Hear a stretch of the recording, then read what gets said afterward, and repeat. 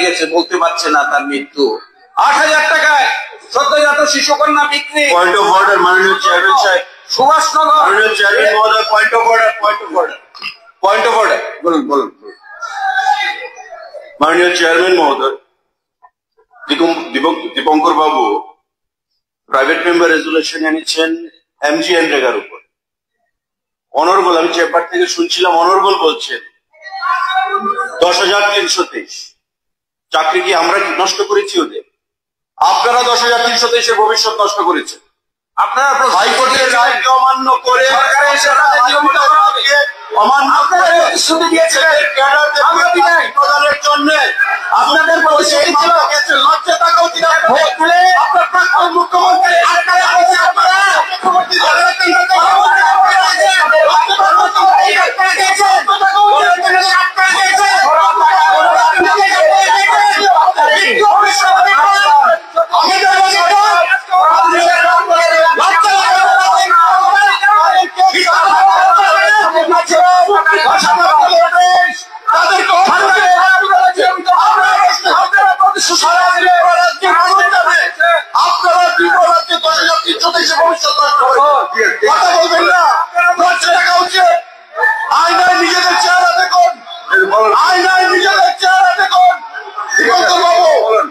মানুষকে মিসলিড করছেন আপনারা। লজ্জা নেই আপনাদের। ঠিক আছে, 10,323 ত্রিপুরা রাজ্যের ইতিহাসে কালো অধ্যায় আপনারা তৈরি করেছেন। আপনারা ইউ পিপল আর রেসপন্সিবল। কথা বলবেন না। প্রাক্তন মুখ্যমন্ত্রী মানিক সরকার, প্রাক্তন শিক্ষামন্ত্রী তপন চক্রবর্তী, বারুলাল শাহ, তারা 10,323-এর জন্য দায়ী। টোটাল আপনাদের পার্টি দায়ী, মেলার মাঠ দায়ী। কথা বলবেন না বিজেপি সরকারের বিরুদ্ধে। লজ্জা টাকা দরকার আপনাদের। নির্লজ্জের মতো কথা বলছেন, নির্লজ্জের মতো কথা বলছে ওরা। 10,323 আমরা তৈরি করেছি, আমরা তৈরি করিনি। 10,323 ভোট নিয়ে আজকে এখানে বসে আছেন। এখানে বসে আছেন 10,323-এর ভোট। মুখ্যমন্ত্রী প্রতারিত করেছিলেন তাদেরকে। রেগুলার করবেন বলে তাদের কাছ থেকে ভোট নিয়েছিলেন। ভুলে নেবেন না, ভুলে নেবেন না। লজ্জা হয় না মানুষ আপনাদেরকে জবাব দিয়েছে, তারপর লজ্জা হয় না। পলিটিক্যালি সুবারাতে চাইছেন। এই যে জানেন তো, ওনারা মারা গেলে যে ভালো করে অনুরোধ করবো না, ওনারা যদি মারা যায় তথ্য দিয়ে রাখতে হবে।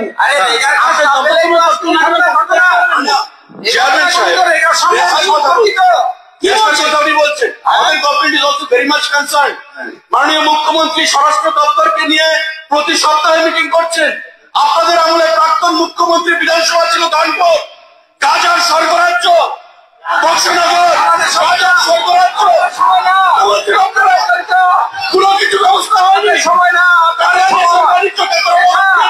মানুষ নতুন করে অর্থনীতিকে নষ্ট করেছে। চিটফান্ডকে কারা মদত দিয়েছে?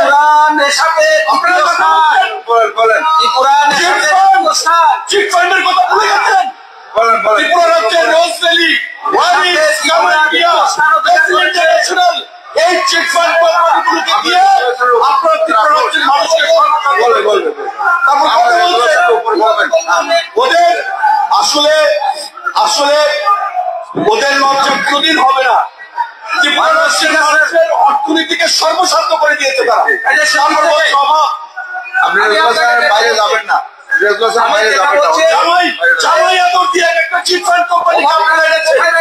তারপর কথা বলছেন মানুষ কাজ পাচ্ছে না। এদের প্রতারণা মানুষের সঙ্গে, এই মানুষের সঙ্গে প্রচার আজকে তারা দিতে পারছেন না। এবং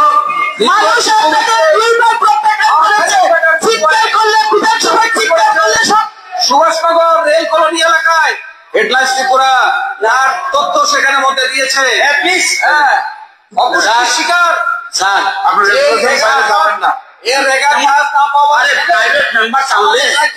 যে বিষয়টা বাইরে যাবো আমি, এরপরও তো আছে বাইরে যেতে পারবো কেউ।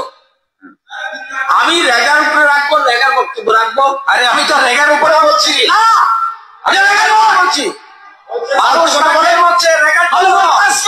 রেগার কাজ পাচ্ছে না বলে যারা আছে তাদের কিছু করেন না। আপনি সিনিয়র বক্তব্য আপনি কেন বুঝতে পারছেন না? এটা একটা কাজ পাচ্ছে না, রেগাতে কাজ পাচ্ছে না বলে মানুষ মরছে, পুষ্টিতে মরছে, সন্তান বিক্রি করছে। যখন রিলেটেড আরে ভাই আপনি যখন বলবেন শোভা পায় না, শুনুন আপনার কাছ থেকে আমি বলছি শুনুন, আর আপনি সেখানে কথা প্লিজ শুনুন।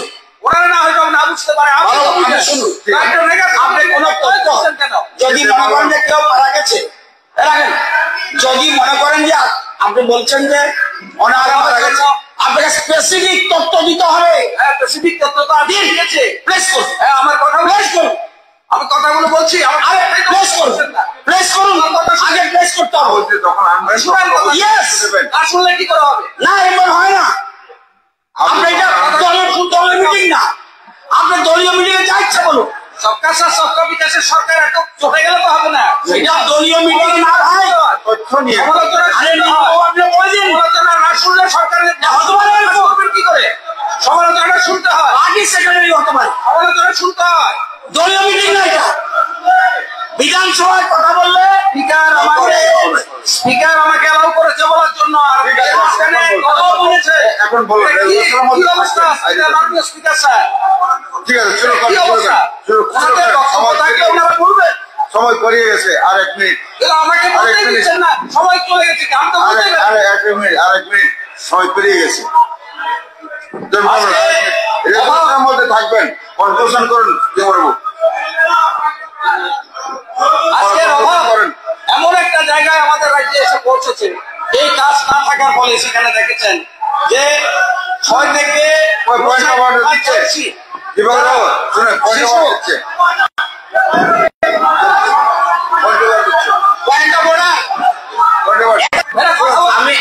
আমি একটা জিনিস শুরু করতে চাই।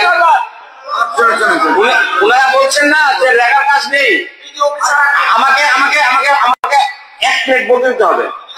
গ্রামে গঞ্জে ঘুরেন কি রিপোর্ট কি আমি দেবো? গ্রামে গঞ্জে ঘুরেন কি রেগার কাজ আছে না নেই? কথা বলেছেন বলছেন মাতাবাড়ি ব্লকে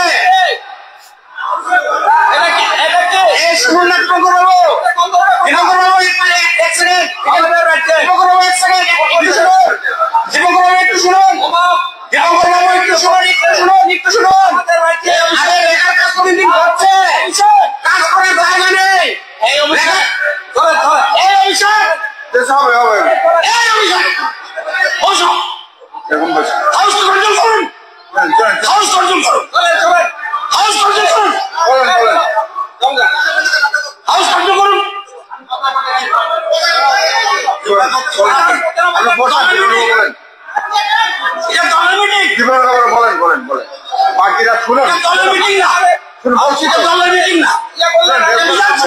বাইরে যাবেন না, শুনুন শুনুন বলছেন।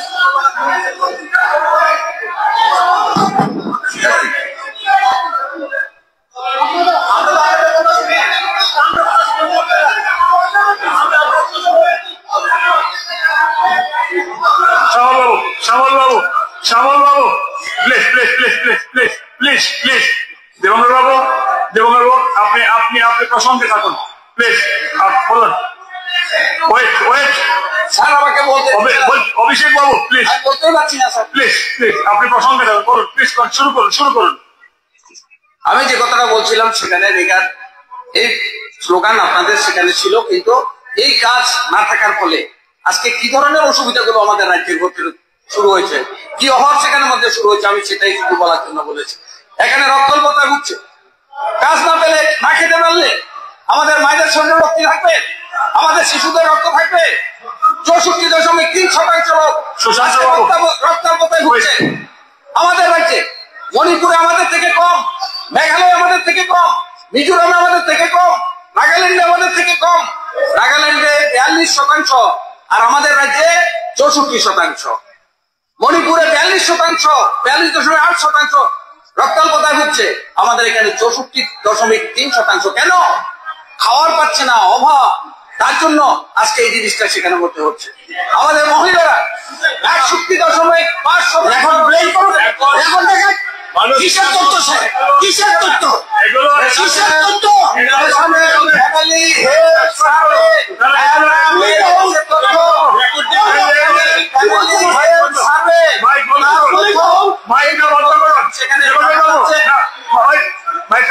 এগুলো এক মাস বাদ দিন। মাননীয় অধ্যক্ষ মহোদয়, মাননীয় অধ্যক্ষ আমি এটাকে বাতিল করছি তো, আমি এটাকে বাদ দিয়ে দিচ্ছি।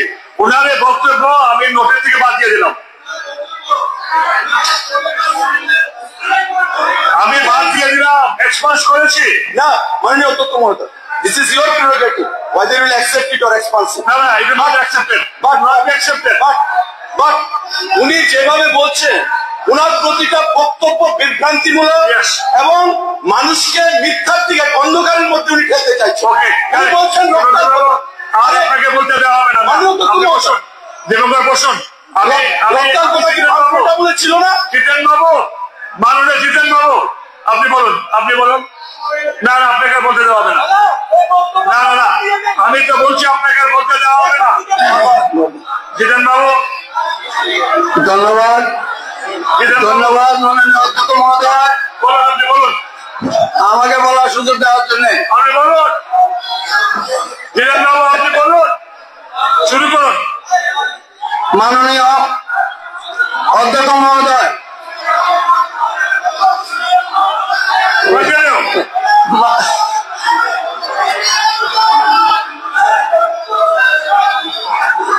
জিতেন বাবু, আপনি কন্টিনিউ করুন। মাননীয় অধ্যক্ষ মহোদয়, বিরোধী সদস্য মাননীয় দীপঙ্কর সেন মহোদয় যে প্রস্তাব এনেছেন, আমি এই সব প্রস্তাবের সম্পূর্ণ বিরোধিতা করি। বলুন। তিনি এমন কিছু শব্দ প্রয়োগ করেছেন যেটা ত্রিপুরা রাজ্যের ইতিহাসে বিরল। তিনি বলছেন দুর্বিষহ অবস্থা পাহাড়ে। আমি জানি না উনি কয়েকদিন পাহাড়ে গেছেন, উনি পাহাড়ে না গিয়ে পাহাড়কে অপমান করছেন। তিনি বলছেন পাহাড়ে দুর্বিষহ অবস্থা। কি এমন দুর্বিষহ অবস্থা পাহাড়ে? ভারতীয় জনতা পার্টির সরকার আসার পর পাহাড় থেকে সমতল, সমতল থেকে পাহাড়, সব জায়গায় কাজের একটা কর্মযজ্ঞ চলছে। আর তিনি বলছেন দুর্বিষহ অবস্থা। দেবঙ্কর বাবু শুনে যান,